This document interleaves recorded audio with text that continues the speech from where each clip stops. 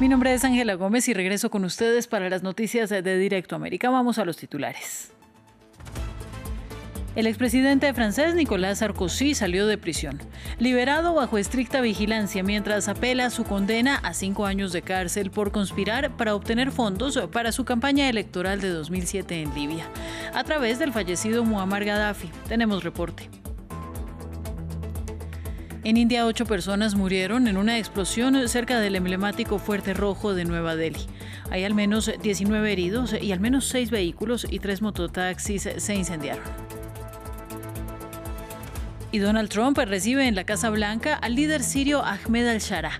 Tras su paso de terrorista a gobernante, se espera que converse sobre un posible pacto de seguridad con Israel. Y también podría instalarse una base aérea estadounidense en Damasco.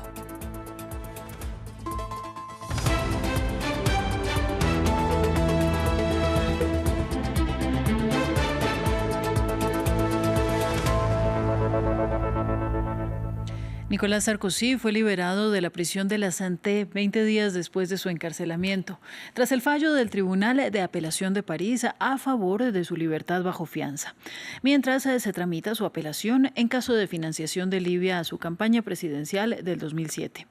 El expresidente no puede salir del territorio francés ni contactar funcionarios del Ministerio de Justicia, incluido el jefe de esa cartera, Gérald Darmanin. La ampliación con nuestra periodista Erika Olavarría. Un saludo, Erika, para ti. ¿Cómo se explican estas restricciones para salir del territorio y hablar con funcionarios?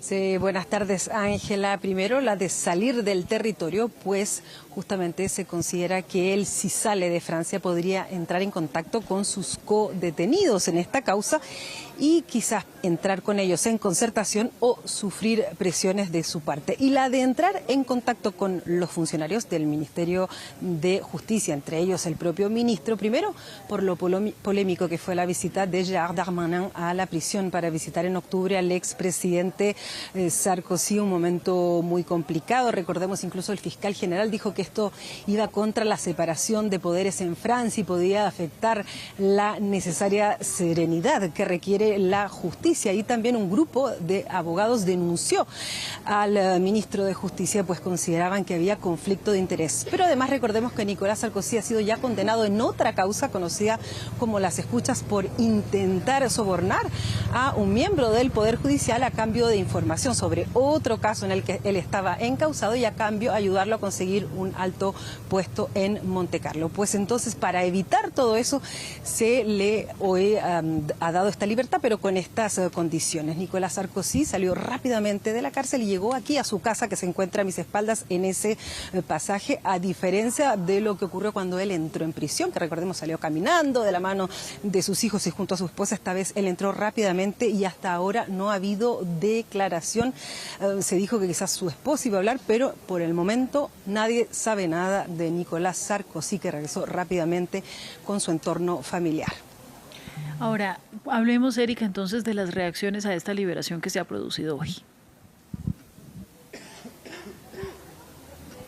Bueno, hablemos de su hijo primero. Recordemos que él tiene 3 hijos, 2 hijos mayores de un primer matrimonio. Uno de ellos publicó en Instagram una foto cuando él era pequeño junto a su padre. Viva la libertad, decía este texto. El primero en reaccionar también de su casa política, el Partido de los Republicanos, Laurent Wauquiez, el presidente del grupo de los republicanos en la Asamblea Nacional, dijo que estaba satisfecho. Recordemos que fue de los primeros, además, que le dio su respaldo cuando él entró en prisión y cuando fue condenado también. También reaccionó el exmiembro de ese partido, el actual alcalde de Niza, Estrosi, también con mucha satisfacción al respecto. También desde el partido Agrupación Nacional de Extrema Derecha, su vicepresidente del grupo de la Asamblea Nacional, Laurent Jacobelli, él dijo que efectivamente era una buena noticia para la democracia, el Estado de Derecho y la presunción de inocencia. Recordemos que Marine Le Pen también está condenada en primera instancia a 5 años de inhabilitación y que también es con una aplicación inmediata en caso de ser condenada, lo que a ella la obligaría a entrar en prisión, y su partido se ha opuesto en todo momento a ello, pues quieren que sea candidata a la presidencia. Desde el Ministerio de Justicia, justamente en vista de lo que mencionábamos anteriormente, han dicho que el ministro de Justicia y toda la cartera siempre han cumplido con las decisiones de justicia. Desde la izquierda, rechazo, consideran que es un trato privilegiado el que se da al ex presidente, lo dijeron desde el partido de la Francia Insumisa y también el ex insumiso François Ruffin. Erika, muchas gracias a ti por la información y vamos a continuar con más temas. Las fuerzas rusas aumentaron la presión en los frentes de batalla en la región ucraniana de Kharkiv tras el avance en Donetsk y Zaporilla, según el Ministerio de Defensa de Rusia. Sin embargo, analistas de guerra en Ucrania y el ejército de este país afirman que no todo está dado y que los combates por Pokrovsk aún son intensos. Samuel Salgado Castro nos cuenta. En Kiev, el presidente de Ucrania, Volodymyr Zelensky, daba una entrevista al medio británico The Guardian. De repente, las luces se apagan. ¿Electricidad? Se fue la luz en el Palacio Presidencial. Los apagones hacen parte de la vida cotidiana en Ucrania. Desde la invasión a gran escala de 2022, cada invierno la infraestructura eléctrica ucraniana es el objetivo de los ataques de Rusia. Muchos servicios en la capital cierran antes y el metro, aunque relativamente estable, se enfrenta a una presión adicional, ya que alrededor de 30.000 personas lo utilizan como refugio antiaéreo durante los ataques, lo que plantea retos operativos y de personal. Pero al sureste de Kiev, en Donetsk, es donde se concentra la guerra. Rusia controla aproximadamente el 19% del territorio ucraniano y está asediando a la ciudad de Pokrovsk, la puerta de entrada a la región más disputada de la guerra. Tras más de un año de combates, Pokrovsk, centro ferroviario de la región de Donetsk, está reducida a escombros. Casi totalmente deshabitada luego de tener 60.000 habitantes, ahora solo el ruido de los drones está presente. El ejército ucraniano afirmó el lunes que Rusia no controla las rutas logísticas al este de Pokrovsk, pero reconoce que el acceso es complicado. Al tiempo, el Kremlin dice estar dispuesto al diálogo. Preferiríamos que este conflicto se resolviera por la vía diplomática. Lo hemos dicho en repetidas ocasiones y Rusia sigue mostrándose abierta a ello. Pero actualmente hay una pausa, la situación está estancada y no es culpa nuestra. La caída de Pokrovsk sería la mayor conquista de Rusia en Ucrania desde 2023. La policía india informó que al menos 8 personas murieron en una explosión cerca del emblemático Fuerte Rojo, en un distrito densamente poblado de Nueva Delhi. La explosión se produjo en un automóvil, pero aún se desconocen las causas exactas. Al menos 19 personas resultaron heridas, según informaron canales de televisión. Al menos 6 vehículos y 3 mototaxis se incendiaron, según dijo el subdirector de bomberos de Delhi, quien añadió que los bomberos extinguieron las llamas. Y las autoridades iraquíes reforzaron la seguridad antes de las elecciones generales de este martes. Se desplegaron fuerzas alrededor de los colegios electorales para garantizar un proceso de votación seguro. En Bagdad, las pancartas de campaña de los candidatos parlamentarios ondeaban en las concurridas calles de la ciudad. Estas serán las 6ª elecciones parlamentarias desde que la invasión liderada por Estados Unidos derrocó a Saddam Hussein en 2003.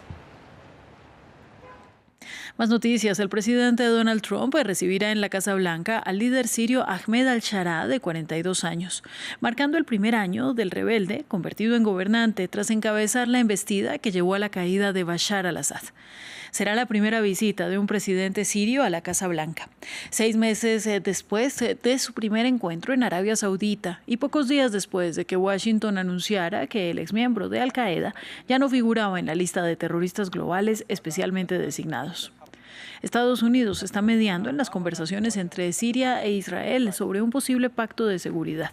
Y la agencia Reuters informó que Estados Unidos planea establecer una base aérea en Damasco. Siria también se prepara para unirse a una coalición liderada por Estados Unidos para combatir al Estado Islámico. y el Senado dio el primer paso para poner fin al cierre de gobierno en Estados Unidos. La Cámara Alta del Capitolio aprobó poner fin al denominado shutdown, luego de que algunos demócratas apoyaran el paquete de gastos impulsado por la bancada republicana. Sin embargo, la decisión ha sacado a la luz las discrepancias dentro de la oposición a la administración Trump. Y falta una votación en la Cámara Baja. Veamos los detalles. Primer paso para poner fin al shutdown, después de que el Senado de Estados Unidos aprobara una votación para reabrir el gobierno. En esta votación, los votos a favor son 60 y los votos en contra son 40. 3/5 partes del Senado, debidamente elegidas, han jurado haber votado a favor. La moción, tras su reconsideración, queda aprobada. La votación es un avance hacia el fin del cierre gubernamental más largo de la historia de Estados Unidos. Previamente, el presidente Trump había anticipado el éxito de la votación. Parece que estamos muy cerca del fin del cierre. Nunca aceptaremos dar dinero sustancial ni ningún tipo de dinero a los presos, a los ilegales que entran en nuestro país. Creo que los demócratas lo entienden y parece que estamos cerca del fin del cierre. Lo sabrán muy pronto. El resultado ha puesto de manifiesto las divisiones dentro del Partido Demócrata, luego de que parte del ala moderada votara a favor del proyecto de ley que no da ninguna garantía de prórroga de los subsidios sanitarios, lo que llevó a algunos demócratas a culpar a la dirección del partido. El senador Schumer ya no es eficaz y debería ser reemplazado. Si no puede liderar la lucha para frenar el aumento desorbitado de las primas de los seguros médicos para los estadounidenses, ¿por qué luchará? Ahora, la Cámara debe votar el proyecto de ley y enviarlo al presidente Trump para que lo firme. El secretario de Defensa de Estados Unidos, Pete Hegseth, confirmó 2 nuevos bombardeos contra barcos supuestamente ligados al narcotráfico en el Pacífico. El anuncio lo hizo el funcionario a través de X, donde confirmó que 6 personas murieron, lo que eleva a 76 el número total de víctimas mortales de la controvertida campaña antinarcóticos de Donald Trump. Ayer, por orden del presidente Trump, se llevaron a cabo 2 ataques cinéticos letales contra 2 buques operados por organizaciones terroristas designadas. Según nuestros servicios de inteligencia, se sabía que estos buques estaban relacionados con el contrabando ilícito de estupefacientes. Transportaban estupefacientes y transitaban por una ruta de tránsito conocida de narcotráfico en el Pacífico Oriental. Y en Reino Unido, los 2 directivos de la cadena de noticias BBC que renunciaron este fin de semana se refirieron a las acusaciones de sesgo informativo por la publicación de un discurso de Donald Trump, asegurando que a pesar de que sí se cometieron errores, el medio de comunicación no tiene sesgos institucionales. Diego Bassani nos trae los detalles. Terremoto en la cúpula de la BBC, tras la renuncia del director general de la cadena pública de noticias británica, Tim Davie, y la directora del área de noticias, Deborah Turnes, ante las acusaciones de sesgos a la hora de informar. Este lunes, los antiguos directivos asumieron la responsabilidad de los fallos, aunque dejaron en claro que su medio de comunicación no está parcializado. Dimití el fin de semana porque la responsabilidad recae sobre mí, pero me gustaría dejar una cosa muy clara. BBC News no tiene sesgos institucionales y por eso es el proveedor de noticias más fiable del mundo. Las dimisiones tuvieron lugar luego de la filtración de un informe interno que señale que hubo ediciones sesgadas de un discurso de Donald Trump en la previa del intento de toma del Capitolio por parte de seguidores del mandatario republicano en 2021. Además, el texto indica que BBC Arabic tuvo un sesgo en contra de Israel durante el cubrimiento de la guerra en Gaza. Para algunos analistas, las renuncias podrían tener que ver con la visión de las altas directivas del medio de comunicación. Por un lado, una interpretación de la controversia actual es decir que este es un caso muy claro en el que figuras de la derecha están en la junta directiva, intentaron enderezar el liderazgo de la BBC. Y no creo que eso sea completamente falso, pero también creo que las personas que están en el lado de la dirección de la disputa, por así decirlo, no han sido realmente capaces de establecer una visión clara de lo que es la BBC, de lo que debería ser. Tanto la Embajada de Israel en Reino Unido como el presidente de Estados Unidos, Donald Trump, saludaron las renuncias de los directivos del grupo de medios público británico. Hasta aquí las noticias. Siga también en France24.com.